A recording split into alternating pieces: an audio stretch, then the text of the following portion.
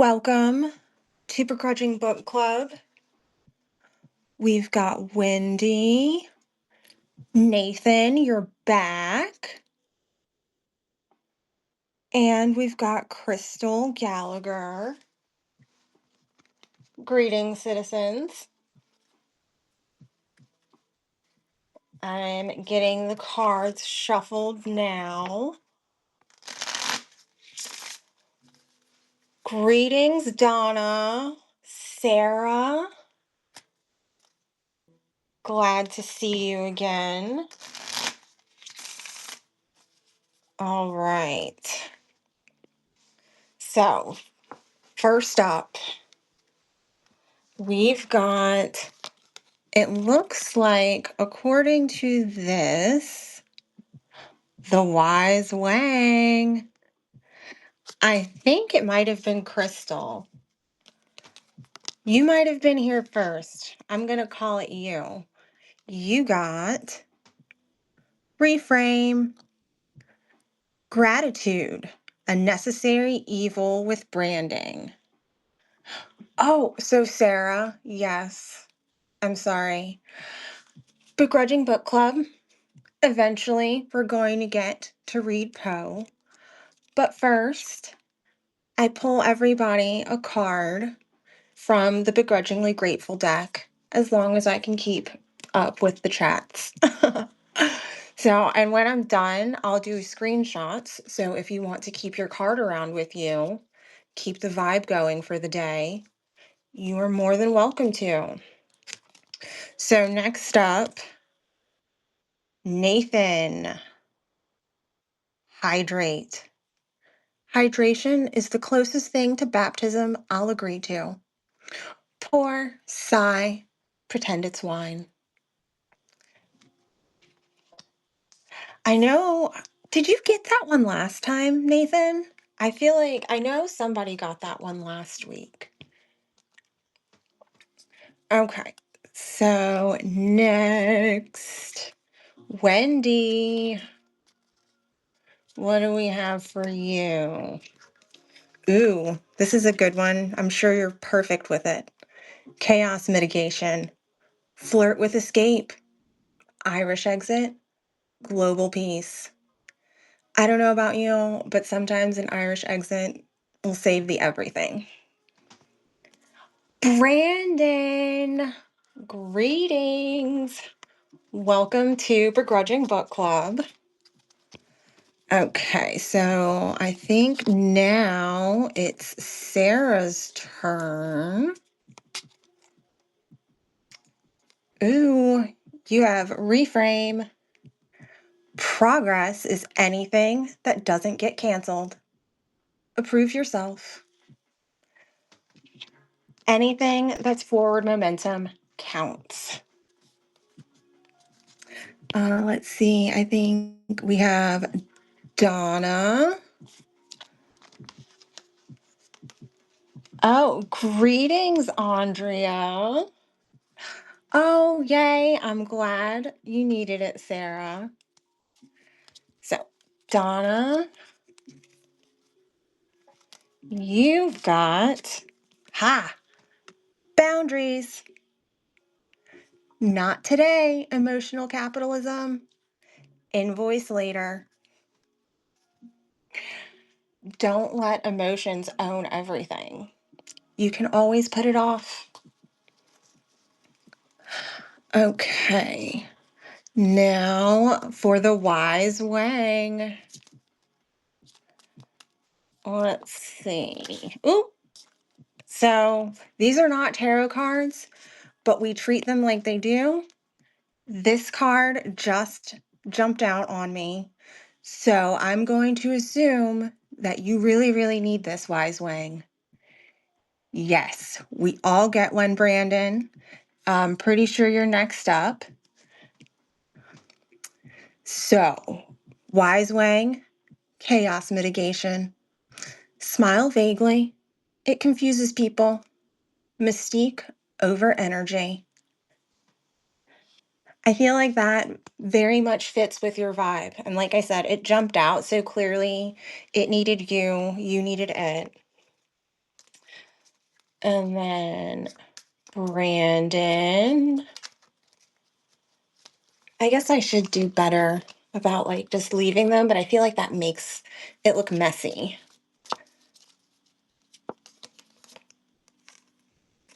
All right, what do we have for you? Move. Bow to no one, but maybe to balance. Curtain call optional. Don't you have dry socket? I think not bowing is good for you and your balance, right? Absolutely miserable experience. All right, so I'm pretty sure that is everybody I see so far. Oh, wait, no, Andrea. Duh.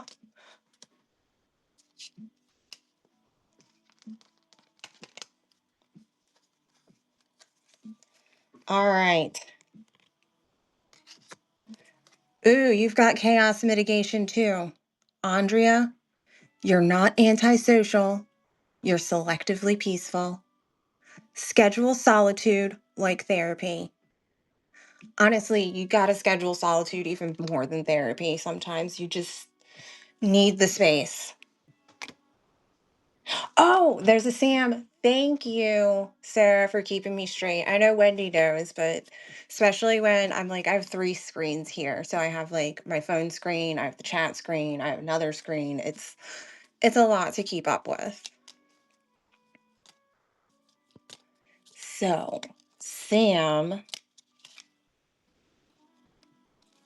you have got boundaries. You are not a group project. Extra credit, disengage gracefully. The Irish exit from earlier would count.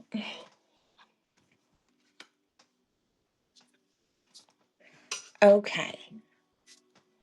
So, oh, and actually, let me do this because Wendy, I know you did a note about this. You can't keep the chat. And so I need to make sure I have everybody for their cards and I can tag them. All right. Screenshot in my chat. Everybody's got their cards. Everybody ready for Poe? Tara! Oh, one more card. And then we'll get to Poe. Oh, there's Fiona. Oh, there's the book. All right. So, Tara, I think this is a good one for you. You are literally just talking about boundaries and how you're bad with them. So, here you go. Say it twice if they flinch. Practice your echo. Make sure everyone can hear.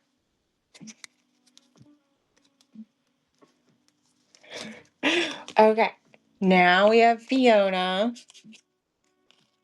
Fiona, I I got this book from Barnes and Noble actually. And I have a few of them. I have this one. It's Murder and Mayhem short stories. I was definitely going to pull that one out for book club. And it's by Flame Tree Publishing. There was somebody, I cannot remember who, but just the other day, somebody was talking about how they got accepted into a Flame Tree Publishing anthology.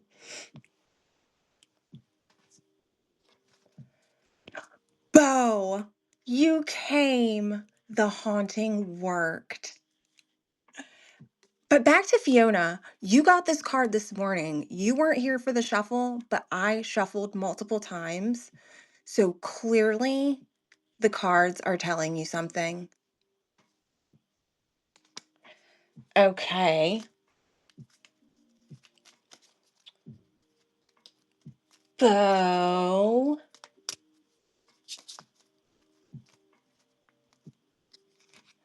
let's see what you have. Oh, and you are doing your animal thing, so this works. Soothe. Pet something soft. Bonus if it whines, purrs, or forgives you.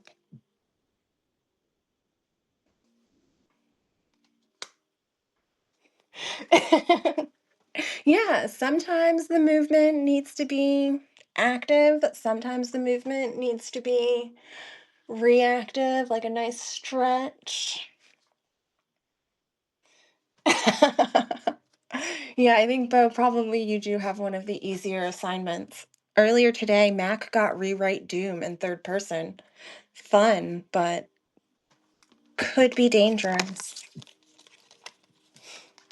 Okay, so everybody's got their cards.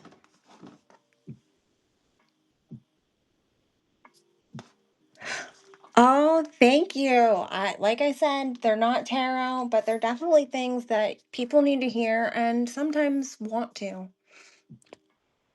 Greetings, Citizen Kevin. We were just about to pick. Well, while I'm drawing your card, we can kind of take a peek. I think I'm going to read Morella for sure. Anything with a green highlight has already been read. So if you see something you like that's not too crazy long, feel free to call it out.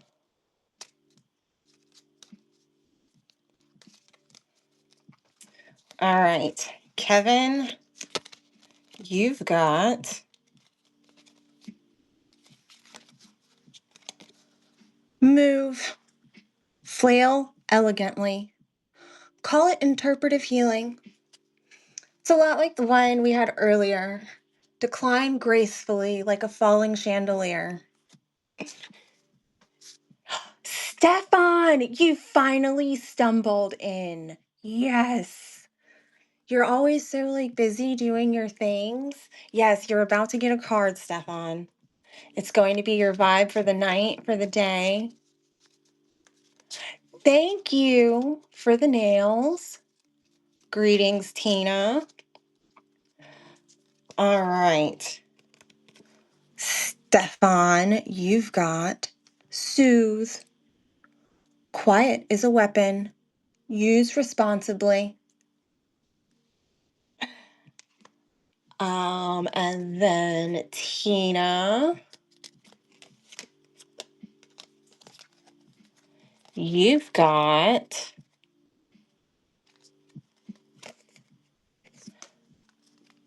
boundaries.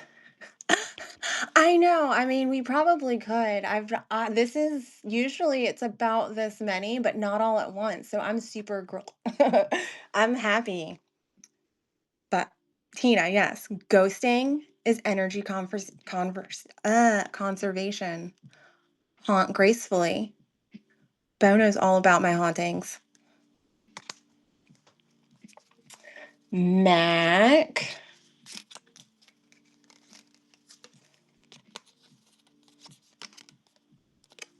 Ooh, stretch your limits, not your patience. 10 seconds count.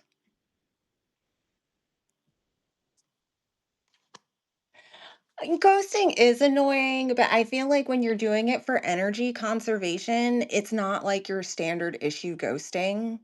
It's just protecting your peace.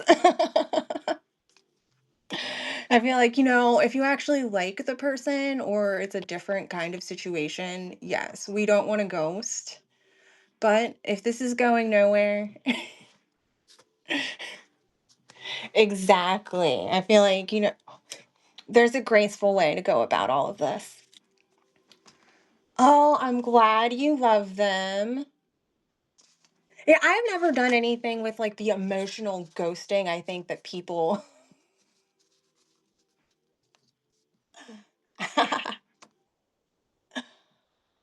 Oh, but yes, no, the cards are begrudgingly grateful cards. This one is from the anti-stress deck. And I will put a link for all the information. There's digital and physical versions. F a dating app. Ugh. But yes, so back to Poe. I think we'll do a short one. How about To One in Paradise? And then I think we'll do Morella. And then we'll go from there. Yeah, if I recall correctly, Barella is very much a bitch boy vibe just for you, Wendy and Fiona. Okay, so to one in paradise, and I might as well get my highlighter to keep myself straight here. Not that we won't reread them, but I want to at least know what I've got going on here. Oh yeah, I forgot Wendy has to leave. She has a live and it's with I forget the name, but he does slices of death and I love it. So, to one in paradise, Ziggy, stop.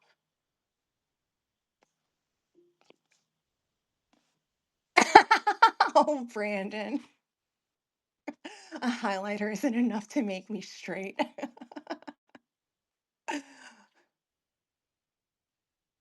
Oh, no, that Mac, they call him a bitch boy because, like in the Cask of Amontillado and a lot of them, he does something, swears he's not crazy, but really is crazy, and then proceeds to just tell on himself.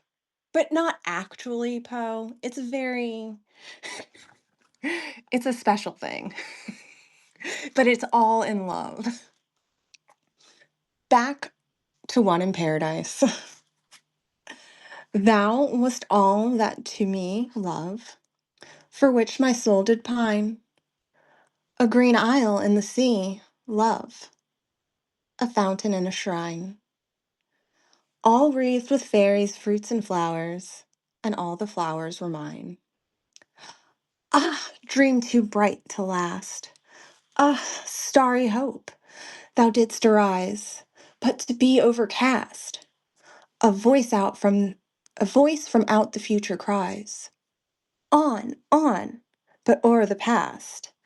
Dim gulf, my spirit hovering lies, mute, motionless, aghast.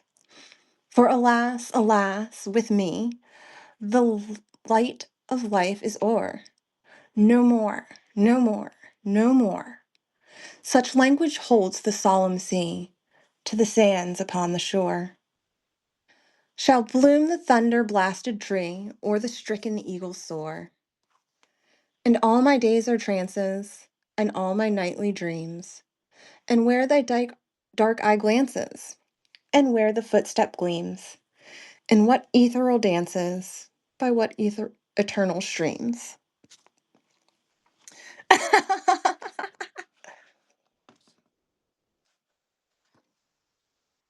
All right. Oops.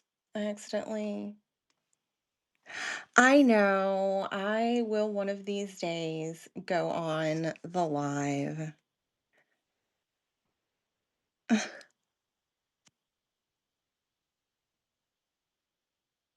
Sorry, I was going through. But I will do the live one day. I gotta find my song, I guess.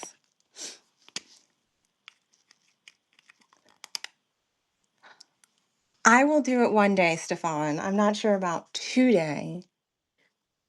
Oh, Morella, 24.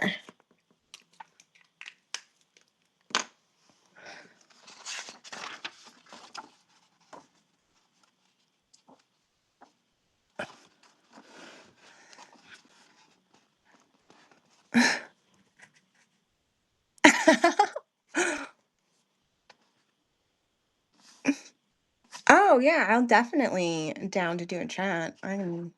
Can and will talk about everything.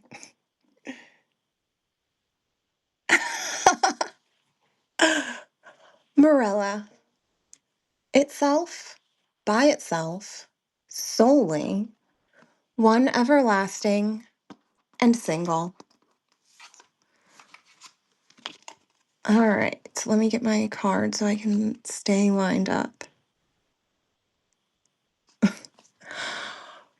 With a feeling of deep yet most singular affection, I regarded my friend Morella. Thrown by accident into her society many years ago, my soul from our first meeting burned with fires it had never before known. But The fires were not of Eros.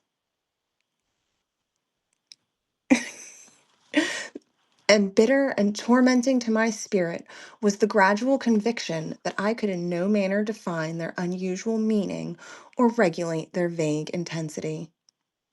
Yet we met, and fate bound us together at the altar, and I never spoke of passion nor thought of love. She, however, shunned society, and attaching herself to me alone rendered me happy. It is a happiness to wonder. It is a happiness to dream. Morella's erudition was profound. As I hoped to live, her talents were of no common order. Her powers of mind were gigantic. I felt this, and in many matters became her pupil.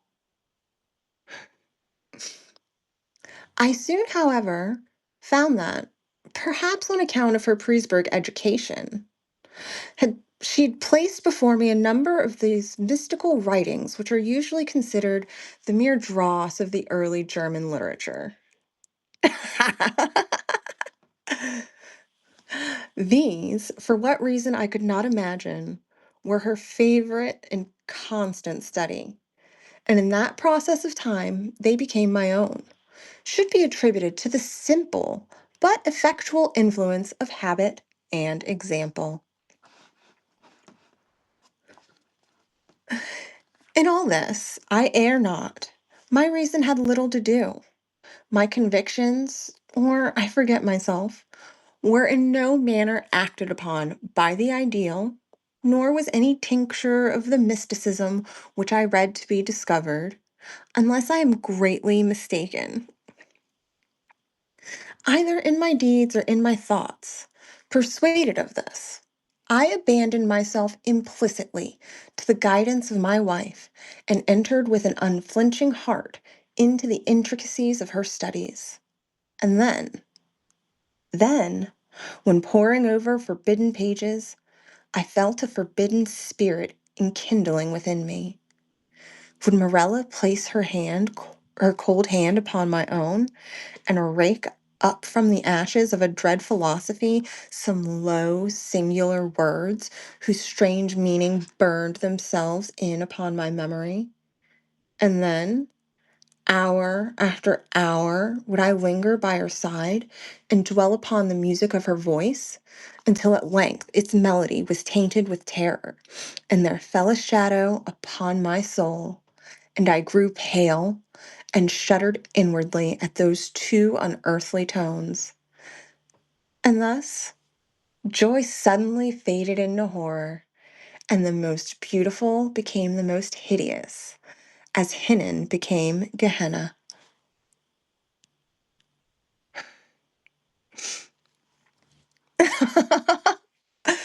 Those characters never fed their enemies to their parents. It is unnecessary to state the exact character of those disquisitions which, growing out of the volumes I've mentioned, formed, for so long a time, almost the sole conversation of Morella and myself.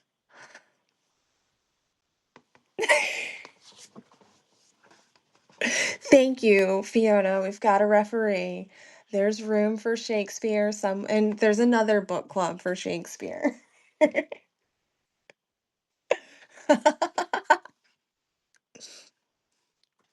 I'm sure there's plenty.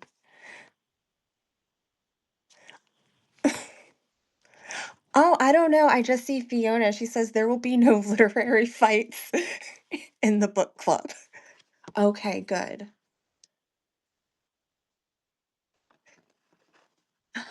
Um, I've mentioned formed for so long a time almost the sole conversation of Morella and myself.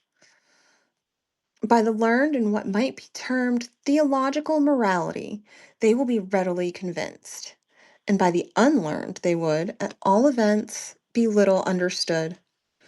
The wild pantheism of the Fichte, the modified Pala- Pelagendia of the Pythagoreans, and above all, the doctrines of identity, as urged by Schelling, were generally the points of discussion presenting the most beauty to the imaginative Morella. That identity, that identity which is termed personal, Mr. Locke, I think truly defines to consist in the saneness of rational being. And since by person we understand an intelligent essence in having reason, and since there is a consciousness which always accompanies thinking, it is which makes us all to be that which we call ourselves, thereby distinguishing us from other beings that think, and giving us our personal identity. But the principium individu- individuationist, nationist, the notion of that identity, which at death is or is not lost forever, was to me at all times a consideration of intense interest, not more from the perplexing and exciting nature of its consequences than from the marked and agitated manner in which Morella mentioned them. But, indeed, the time had now arrived when the mystery of my wife's manner oppressed me as a spell. I could no longer bear the touch of her wan fingers, nor the low tone of her musical language, nor the luster of her melancholy eyes. And she knew all this, but did not upbraid. She seemed conscious of my weakness or my folly, and smiling, called it fate. She seemed almost or also conscious of a cause, to me unknown, for the gradual alienation of my regard. But she gave me no hint or token of its nature. Yet was she woman, and pined away daily. In time, the crimson spot settled steadily upon the cheek, and the blue veins upon the pale forehead became prominent, and one instant my nature melted into pity. But next I met the glance of her meaning eyes, and then my soul sickened and became giddy with the giddiness of one who gazes downward into some dreary and fathomable abyss. Oh my gosh, we have gutter action going on in the chat. Shall I then say that I longed with an earnest and consuming desire for the moment of Morella's decease? I did, but the fragile spirit clung to its tenement of clay for many days, for many weeks, and irksome months. Yes,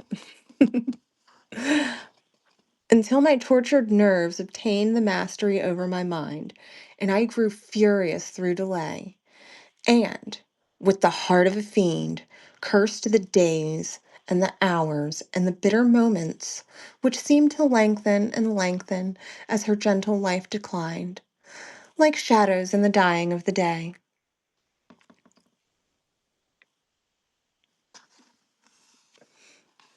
But one autumnal evening, when the wind still lay in heaven, Morella called me to her bedside. There was a dim mist over all the earth, and a warm glow upon the waters, and amid the rich October leaves of the forest, a rainbow from the firmament had surely fallen. "It is a day of days," she said, as I approached, "a day of all days to either live or die. It is a fair day for the sons of earth and life. Ah, more fair for the daughters of heaven and death." I kissed her forehead, and she continued, "I am dying, yet shall I live. Morella, the days have never been when thou couldst love me, but her whom in life thou didst abhor, in death shalt adore. Morella, I repeat, I am dying, but within me is a pledge of that affection. Ah, how little, which thou didst feel for me, Morella. And when my spirit departs, shall the child live, thy child and mine, Morella's. By thy days shall be days of sorrow, that sorrow which hours of thy happiness are over, and joy is not gathered twice in a life, as the roses of Paestum twice in a year. Thou shalt no longer, then, play with the tan with time, but, being so ignorant of the myrtle and the vine, thou shalt bear about thee thy shroud on earth, as do the Muslims at Mecca.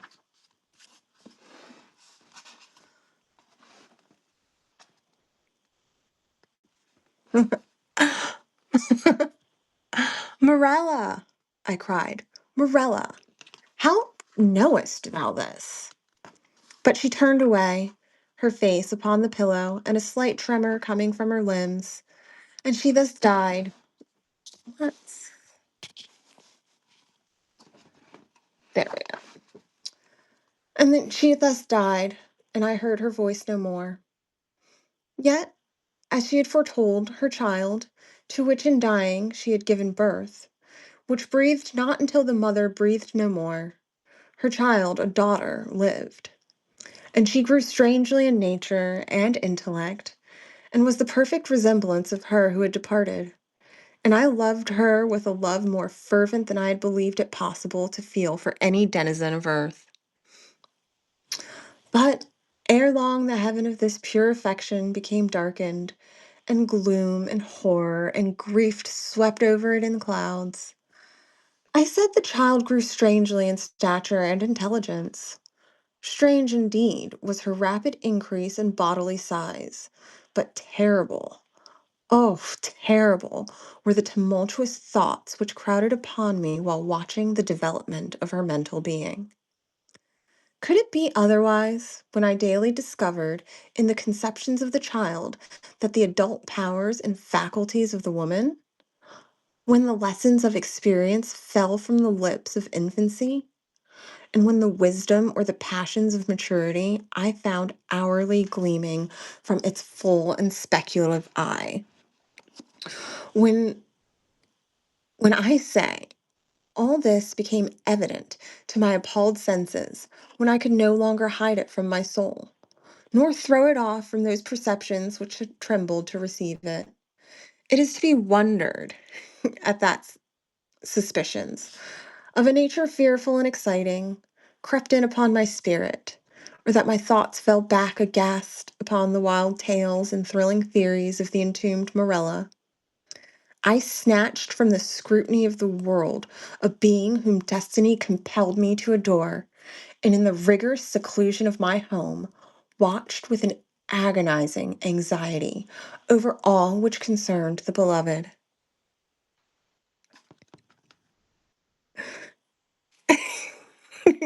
Yes, we are.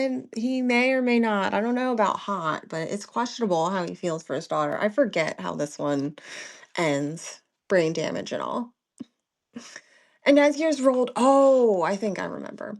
And as years rolled away, and I gazed day after day upon her holy and mild and eloquent face, and pored over her maturing form, day after day did I discover new points of resemblance in the child to her mother, the melancholy and the dead, and the hourly grew darker these shadows of similitude, and more full, and more definite, and more perplexing, and more hideously terrible in their aspect.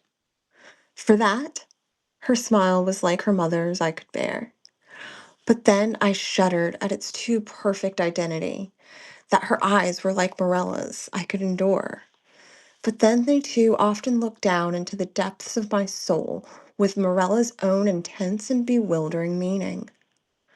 And in the contour of the high forehead, and in the ringlets of the silken hair, and in the wan fingers which buried themselves therein, and in the sad musical tones of her speech, and above all, oh, above all, in the phrases and expressions of the dead on the lips of the loved and the living, I found food for consuming thought and horror, and for a worm that would not die.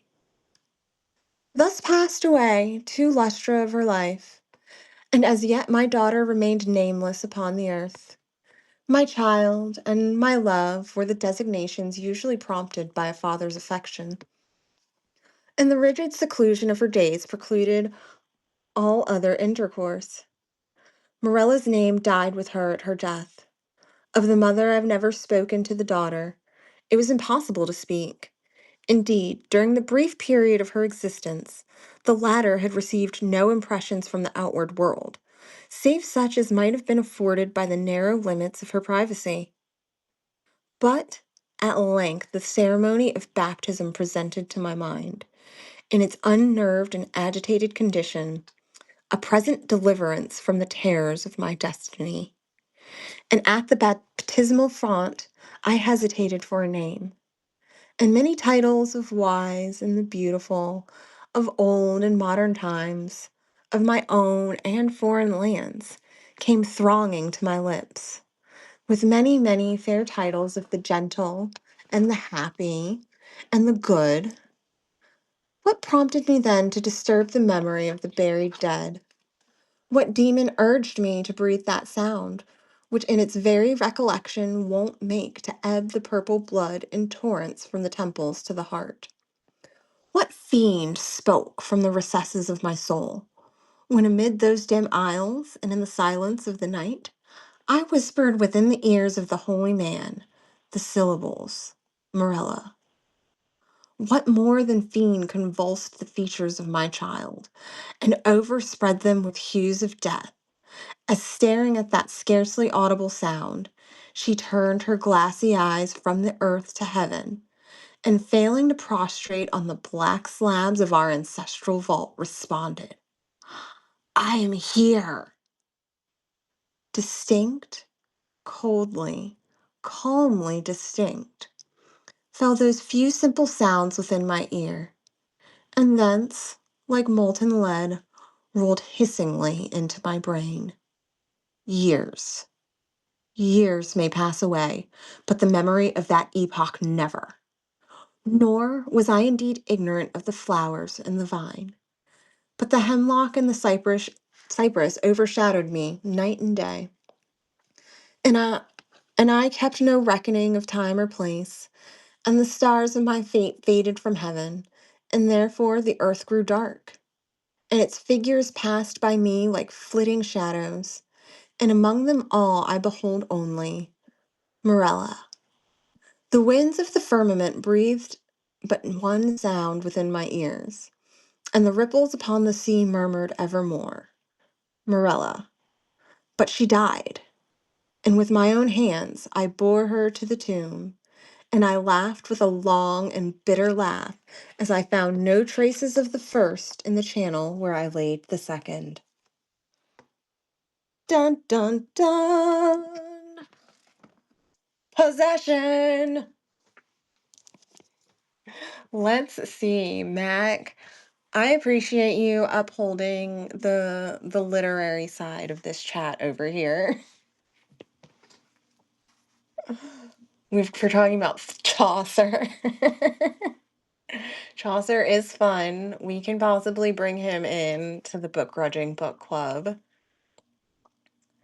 Let's see.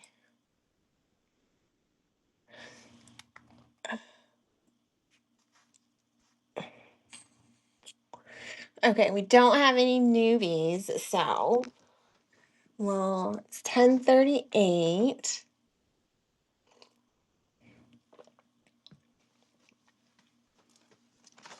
So let's see what we've got.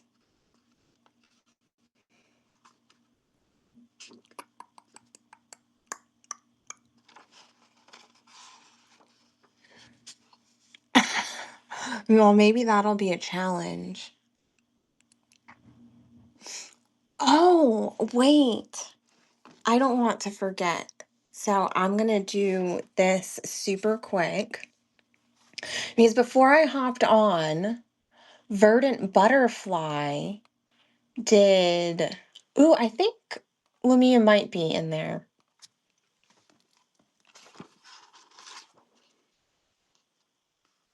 I know I've definitely read it, but it might not be in this particular book. No, it's not. But Verdant Butterfly, she did a Poe thing, and I am going to read it. She did something where it's based off of The Lake by Edgar Allan Poe. So I am going to read that first, and then I'm going to read what she did. So it was apparently a prompt challenge. Poem based off of Edgar Allan Poe's poem, The Lake, 1827. For in that lake I seemed to see the shape of old mortality, not grim as priests and sages tell, but gentle as a vesper bell. So the lake by Edgar Allan Poe, the part. Yes, he does. I'm going to have to. Stefan mashes up Poe in Disney stories. And Mac, yes, I've read them, but not on Begrudging Book Club. This is only the second Wednesday, and I've been doing Poe, but we're certainly going to branch out. I have tons of other stuff. Okay, The Lake by Edgar Allan Poe. In youth's spring, it was my lot to haunt the wide earth a spot, the which I could not love the less, so lovely was my loneliness. Of a wild lake with black rock bound, and the tall pines that towered around. But when the night had thrown her pall upon that spot, as upon all, and the wind would pass me by in its stilly melody, my infant spirit would awake to the terror of the lone lake. Yet that terror was not fright, but a tremulous delight, and a feeling undefined, springing from a darkened mind. Death was in that poisoned wave, and in its gulf a fitting grave, for him who thence could solace bring to his dark imagining, whose wild ring thought could even make an Eden of that dim lake. And so Verdant Butterfly did Return to the Lake. And oft in years that wandered by, beneath an autumn tinted sky, I sought again that lonely strand of pine dark hill and blackened land. For still its quiet waters bore a charm I had not known before. No more the tremor of a child awoke beneath its aspect wild. Yet something in the evening air, half sorrow and half rapture there, would draw my thoughts from common things to shadowed and forgotten springs. For in the lake I seemed to see the shape of old mortality, not grim as priests and sages tell, but gentle as a vesper bell. A reminder that soft and low of all the dreams we cannot hold. And thus I loved that solemn place, its dark reflection and its grace. For there I learned that gloom may keep its own strange harvest in the deep, and that the heart may beauty take from even such a lonely lake. Okay, so that was Return to the Lake. I'm going to be sure to restack this because I didn't. I just saved the page and kept it over here so I could remember. But I really liked it, and I wanted to bring some of the community in. And next time, I'll definitely Stefan said he was doing another one soon. So when he does, maybe his next one, I'll bring it up on book club. So we've got a few more minutes. Oh, are we going to read another one about another woman, Eleonora? Oh, no, no, no. I want to read Mesmeric Revelation. I don't know why, aside from the fact that mesmeric sounds like a fun word.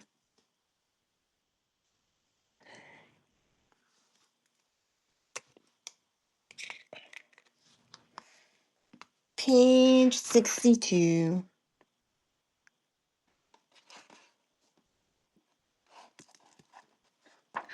Oh, that your selfie was you falling in the grass. Oh my goodness, Mac. It is a good one though.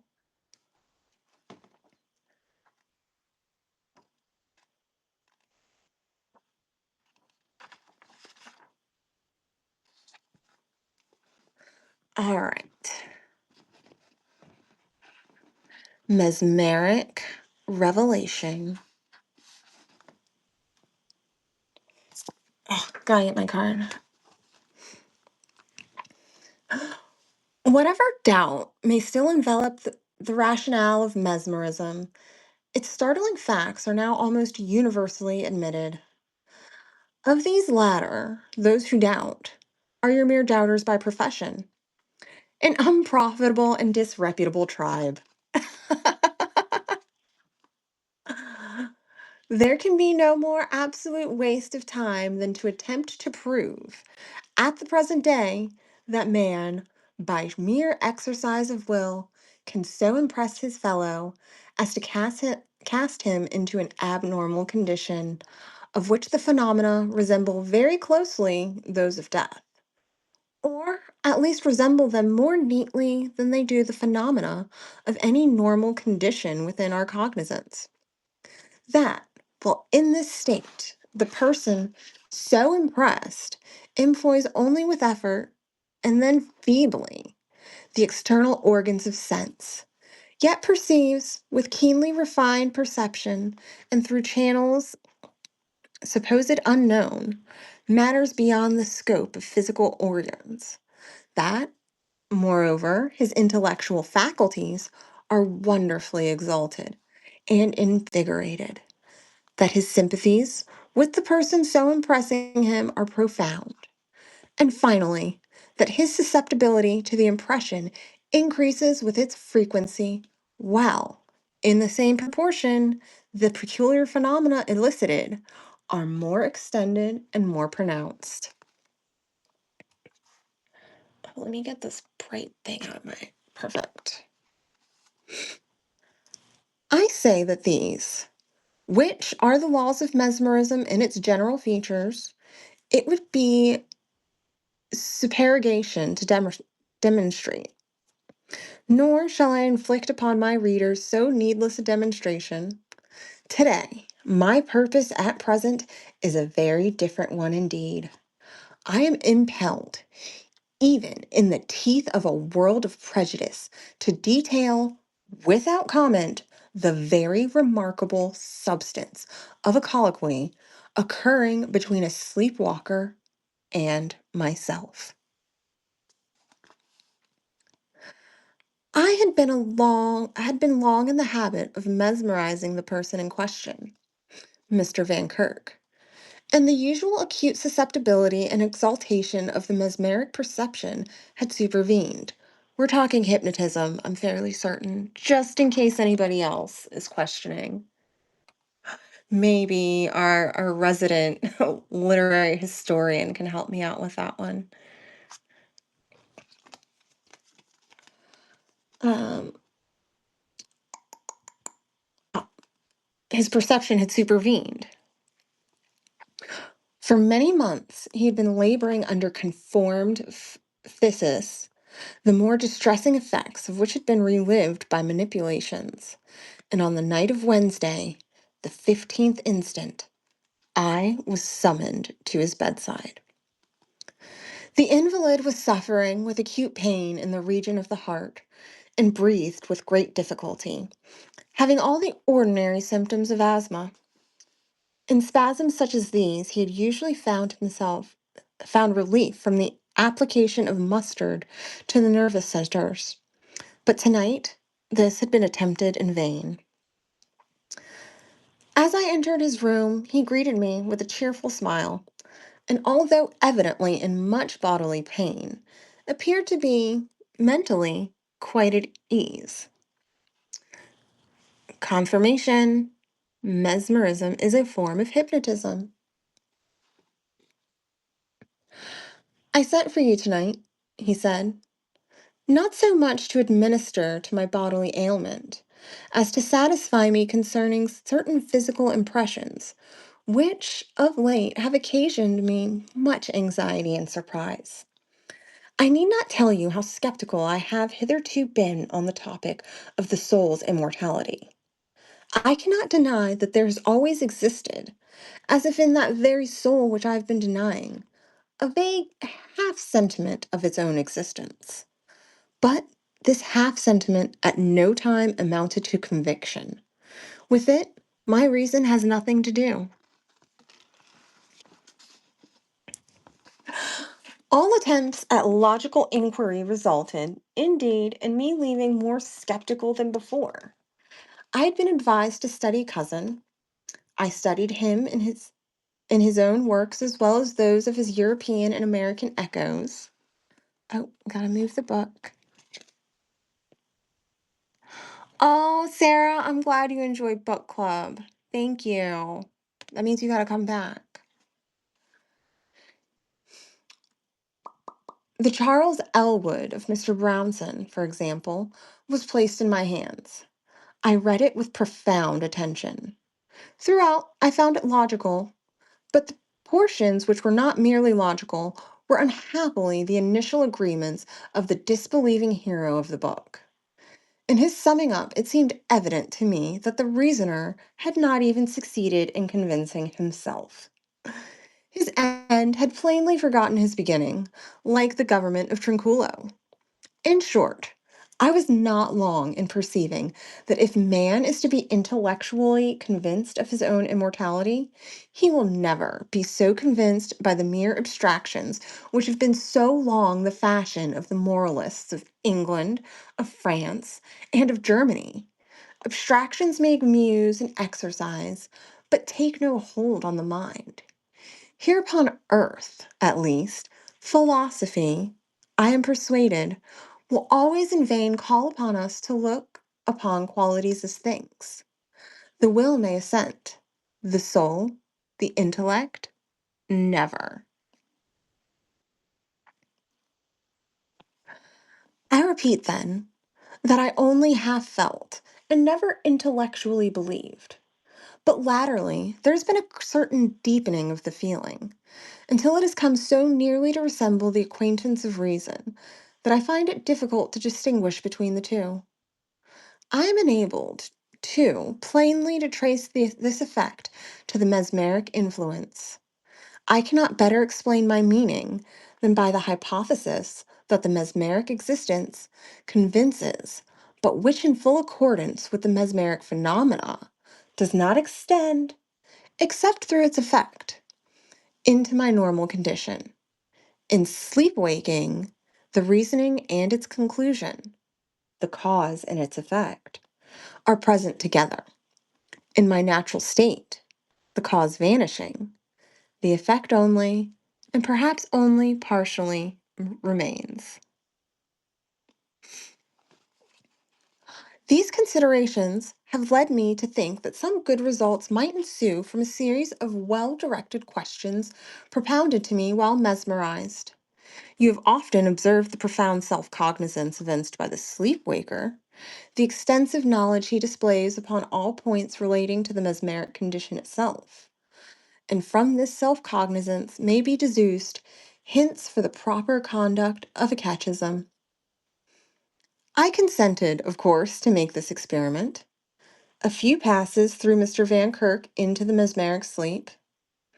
His breathing became immediately more easy, and he seemed to suffer no physical uneasiness. The following conversation then ensued. V, in the dialogue representing the patient, and P, myself. P, are you asleep? V, yes. No, I would rather sleep more soundly. P, after a few more passes, do you sleep now? Yes.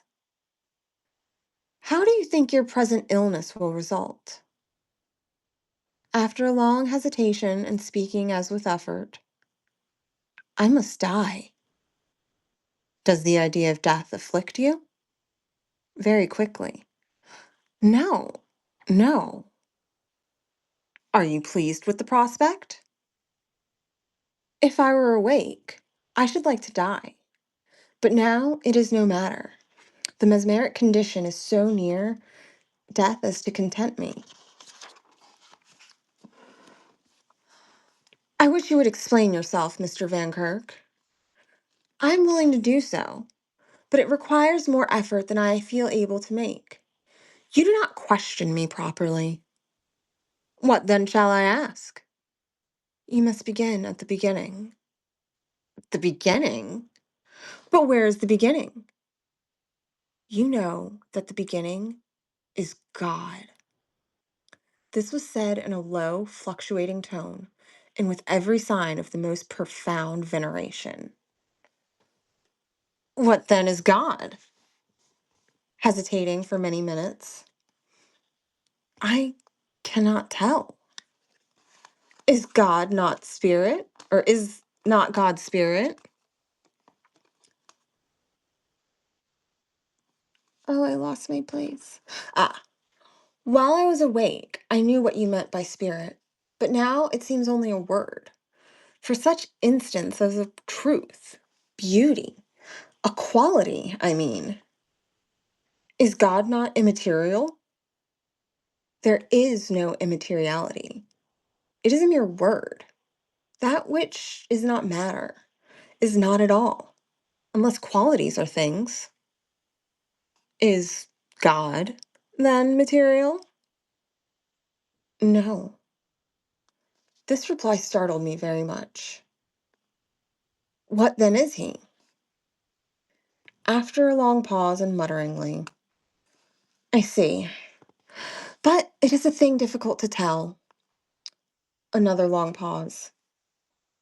He is not spirit, for he exists, nor is he matter as you understand it. But there are gradations of matter of which man knows nothing. The grosser impelling the finer pervading the grosser. The atmosphere, for example, impels the electric principle, while the electric principle permeates the atmosphere. These gradations of matter increase in rarity or fireness until we arrive at a matter unparticled, without particles, indivisible, one. And here the law of impulsion and permeation is modified. The ultimate, or unparticled matter, not only permeates all things, but impels all things, and thus is all things within itself. This matter is God. What men attempt to embody the word thought is matter in motion. P. The metaphysicians maintain that all action is reducible to motion and thinking, and that the latter is the origin of the former. V. Yes, and I now see the confusion of idea. Motion is the action of mind, not of thinking. The unparticled matter, or God in quiescence, is, as we nearly can conceive it, what men call mind, and the power of self movement, equivalent in effect to human volition, is the unparticled matter, the result of its unity and its omniprevalence. How? I know not, and clearly see that I shall never know. But the unparticled matter, set in motion by a law, or quality existing within itself, is thinking.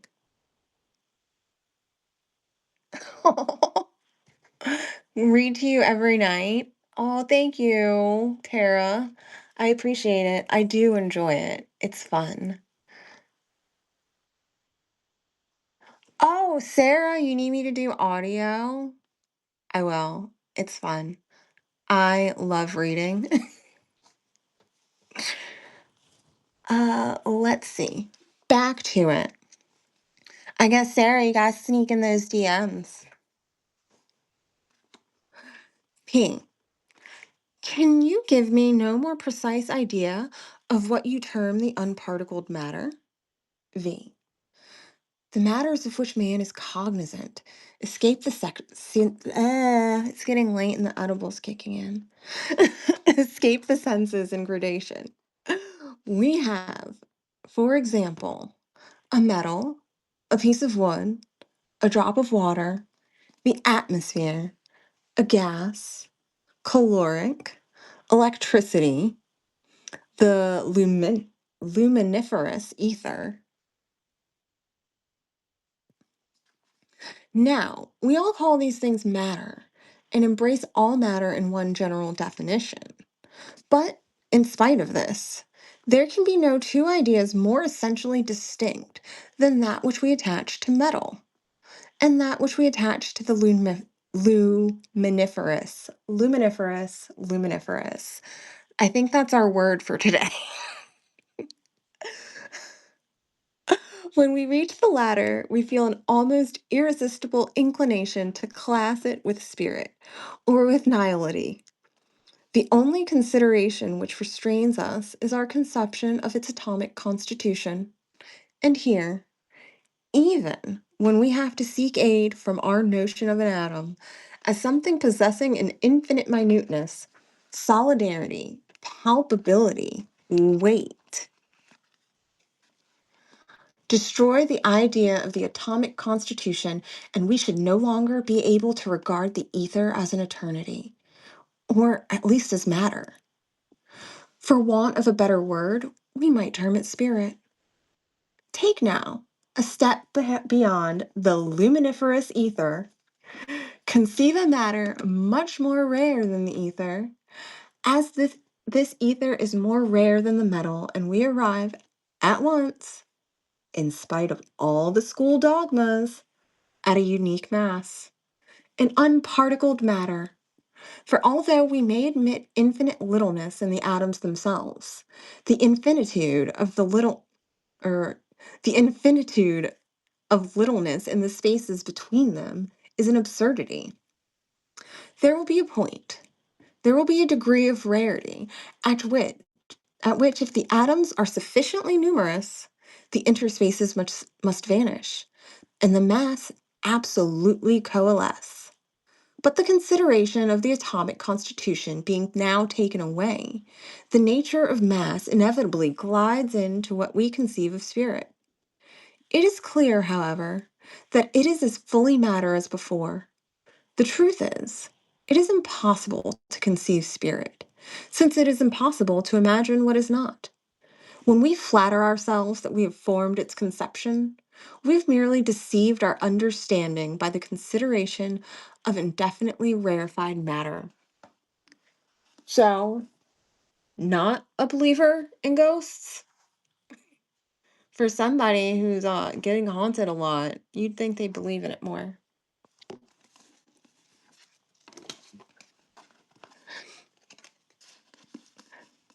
There seems to me an insurmountable objection to the idea of absolute coalescence, and that is the very slight resistance experienced by the heavenly bodies in their revolutions through space.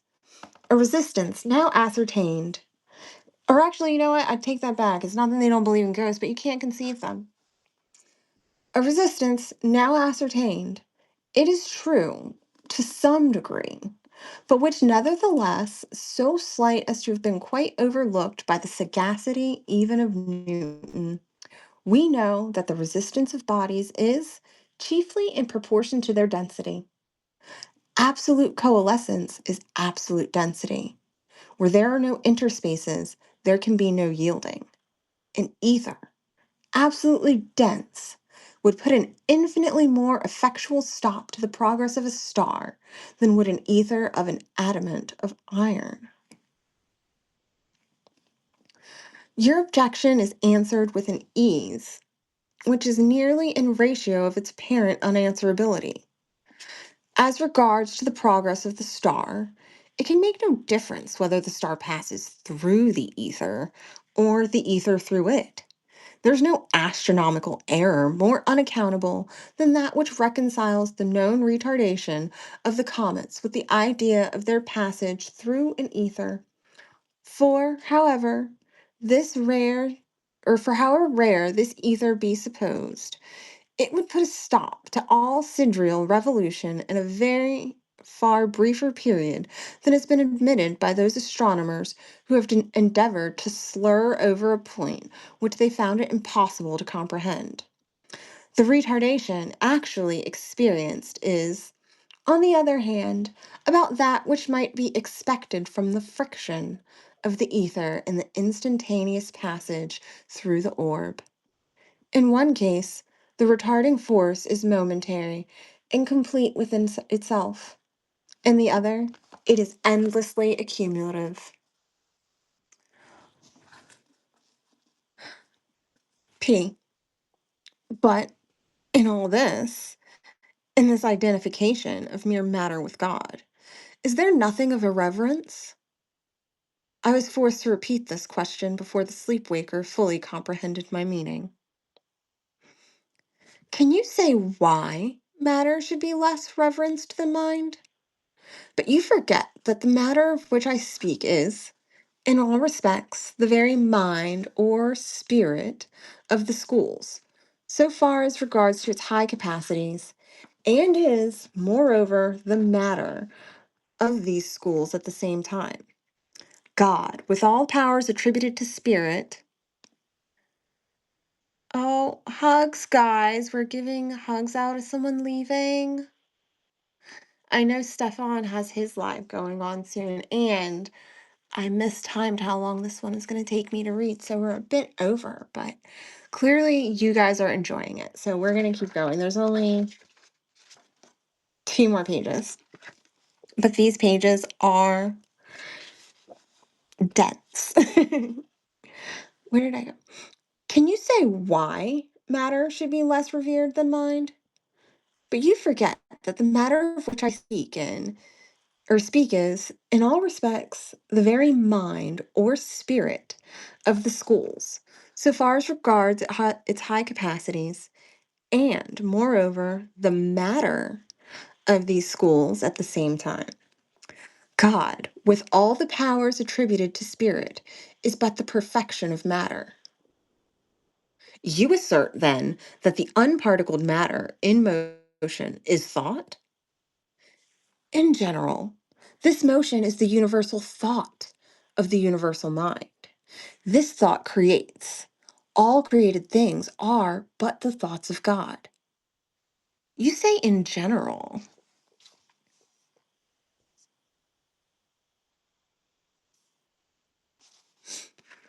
Yes, the universal mind is God.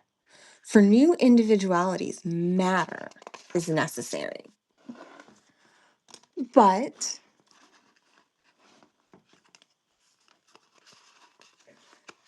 But you now speak of mind and matter as do the metaphysicians.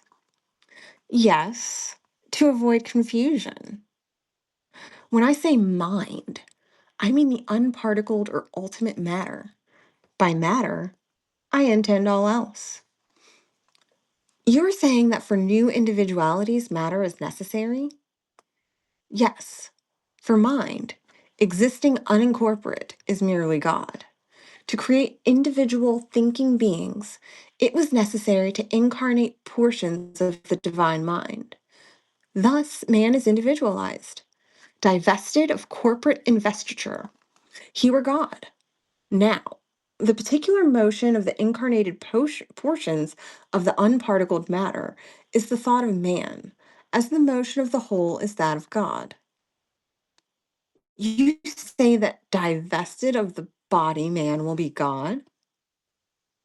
After much hesitation. I could not have said this. It is an absurdity. Referring to my notes, you did say that divested of corporate investiture, man were God. And this is true. Man thus divested would be God, would be unindividualized, but he can never be thus divested. At least he will never be, or never will be. Else we must imagine an action of God returning upon itself, a purposeless and futile action. Man is a creature. Creatures are thoughts of God. Is it the nature of thought to be irrevocable? I do not comprehend. You say that man will never put off the body. I say that he will never be bodiless. Explain. There are two bodies, the rudimental and the complete. The corresponding with the two conditions of the worm and the butterfly. What we call death is but the painful metamorphosis.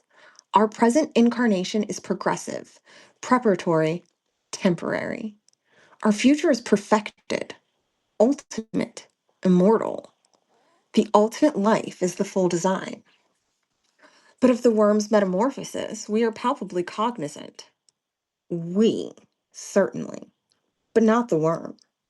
The matter of which our rudimental body is composed is within the ken of organs that the body, or more distinctly, our rudimental organs are adapted to the matter of which is formed the rudimental body, but not to that of which the ultimate is composed. The ultimate body thus escapes our rudimental senses, and we perceive only the shell which falls, in decaying from the inner form. Not that inner form from itself, but this inner form. Oh, I just reread that line. Whoops. As well as the shell, is appreciable by those who have already acquired the ultimate life. You have often said that the mesmeric state very nearly resembles death. How is this? When I say that it resembles death, I mean it resembles the ultimate life. For when I am entranced, the senses of my rudimental life are in abyscience, and I perceive external things directly, without organs, through a medium which I shall employ in the ultimate unorganized life. Unorganized? Yes. Organs are contrivances by which the individual is brought into the sensible relation with particular classes and forms of matter, to the exclusion of the other classes and forms. The organs of man are adapted to his rudimental condition, and to that only, his ultimate condition, being unorganized, is of unlimited comprehension in all points but one, the nature and the volition of God. That is to say, the motion of unparticled matter. You will have a distinct idea of the ultimate body by conceiving it to be entire brain. Hear that, Fiona? In your brain, conceive ultimate body, and our accountability will get us there.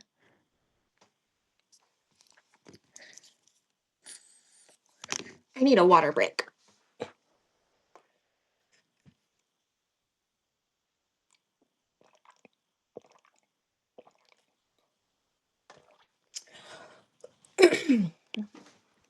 All right. Back at it, ultimate body.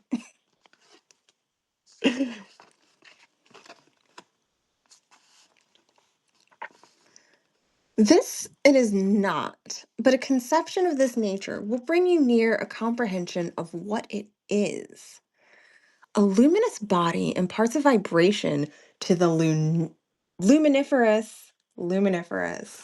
God damn it. And I saw that word coming. Drink again? Okay.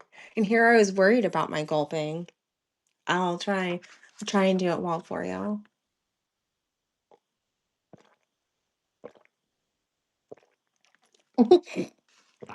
No, we can't ruin the book.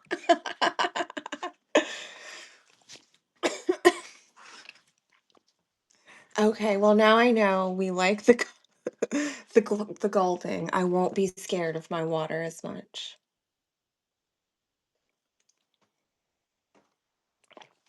All right. Where were we? The luminiferous ether. That's where we are.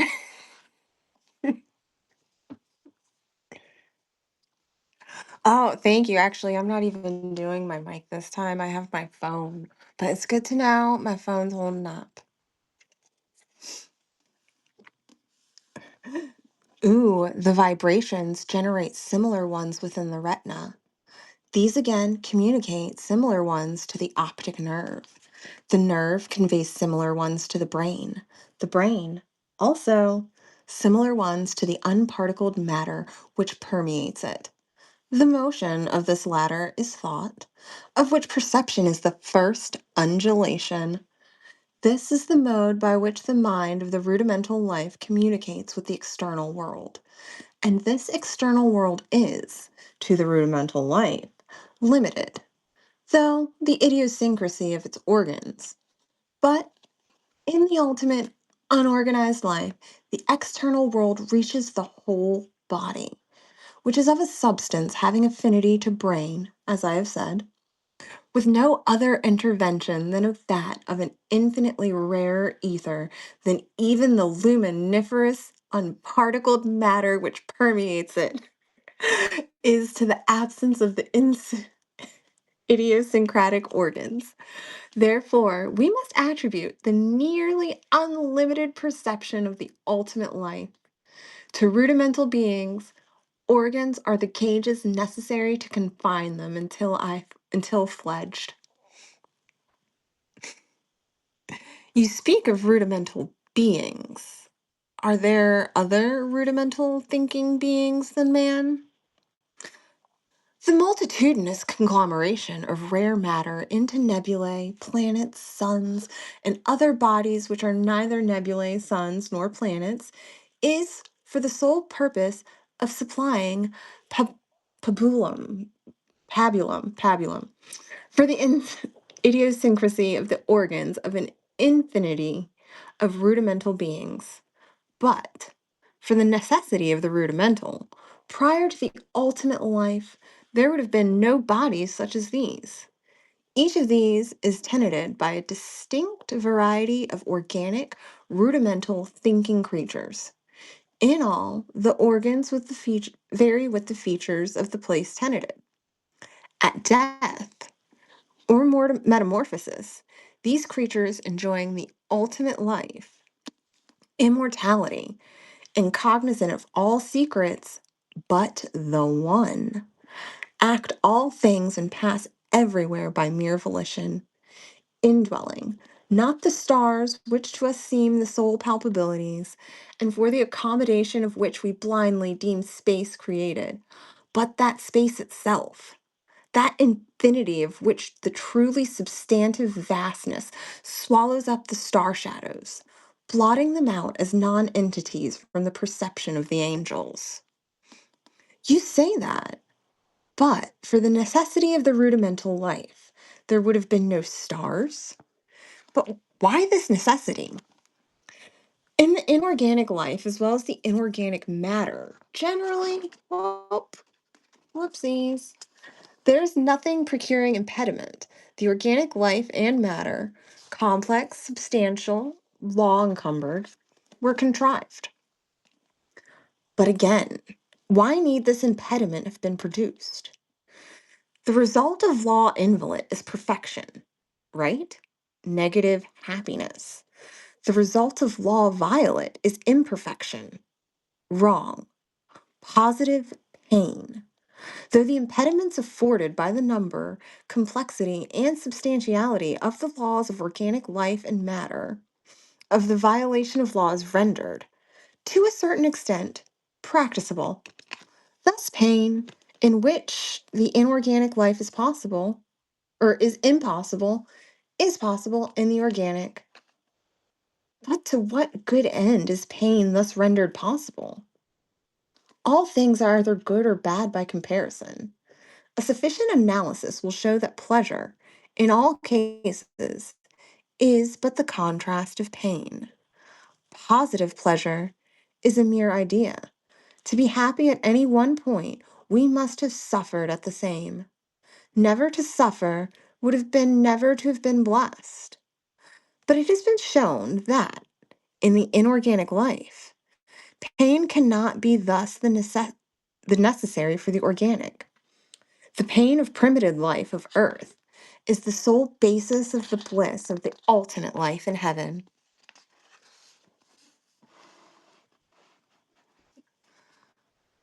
Yes, read Fiona's Haunting of Levy Reed. It's good stuff.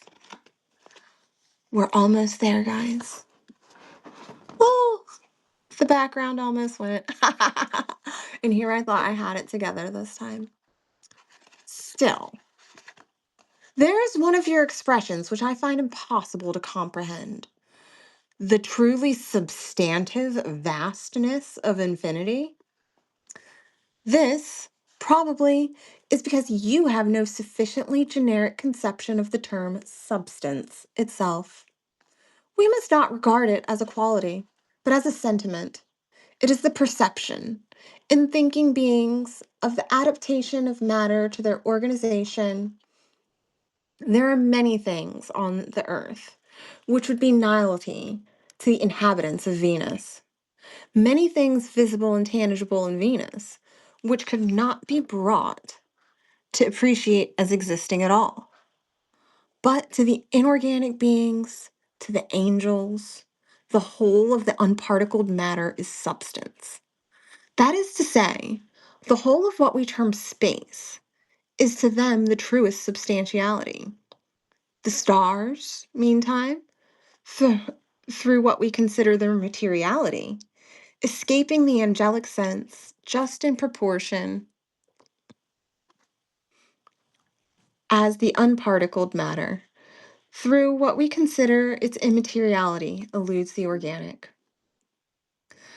As the sleepwalker pronounced these latter words, in a feeble tone, I observed on his countenance a singular expression, which somewhat alarmed me and induced me to wake him at once. No sooner had I done this than, with a bright smile irradiating his features, he fell back upon his pillow and expired. I noticed that in less than a minute afterwards, his corpse had all the stern rigidity of stone. His brow was of the coldness of ice. Thus, ordinarily, should it have appeared. Only after long pressure from Azrael's hand had the sleepwalker, indeed, during the latter portion of his discourse, been addressing me from out the region of the shadows. Oh, so pre-death possession.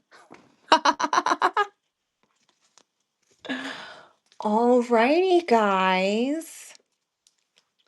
I noticed this. I feel like night shift tends to run longer than day shift, but we have fun here. I mean, we have fun. Let's get to it. I'm so glad you are enjoying meeting Poe, Tara. That's kind of what we want here. It's to learn something new, chat with each other. I saw that this chat was popping, and I love that for you guys. I tried to keep up, but some of it I felt like was probably best left in there. Alrighty, guys. So I will be sure to set up everybody's cards. I'll do a little picture of them all. I did a screenshot this time. I did the right thing and screenshot my viewers so I know who I'm supposed to be thanking here. I forgot to do that this morning, and then I can give you guys your cards. All right.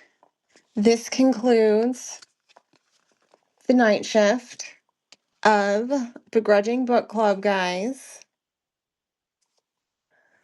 Stay begrudging, stay grateful, and we will definitely be back at it.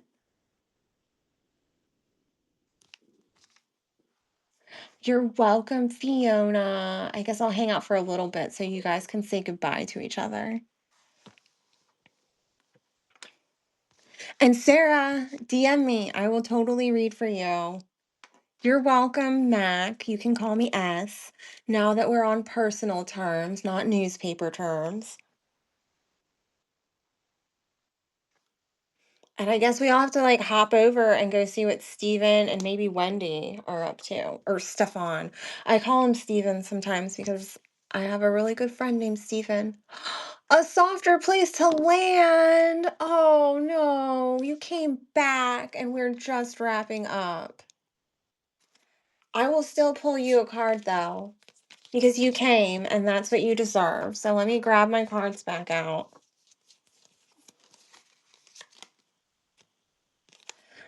All right, you got boundaries.